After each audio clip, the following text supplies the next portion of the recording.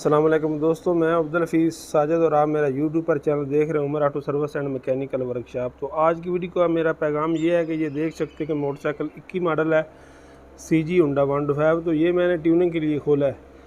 तो ये इसकी चैन की आप कंडीशन देखकर दुख होता है कि नई गाड़ी है और हमारे जो भाई हैं इसमें मिस्टेक करते हैं कि इसको एल वगैरह ज़रूर लगवाना चाहिए। तो ये देख लें कि चैन गरारी की क्या पोजीशन बन चुकी है। तो अपनी गाड़ी का ख्याल रखा करें, तो इसको एल वगैरह ज़रूर लगवाया करें। तो अब ये देखें कि जो इसकी कंडीशन है, ये चलने में मोटरसाइकिल कितना सख्त चल रहा है और कितनी गिरारी जो है वो घीस रही है। इसको काफ़ी अरसे से एल नहीं लगा, तो आप अपनी गाड़ी का ज़रूर ख्याल रखा करें।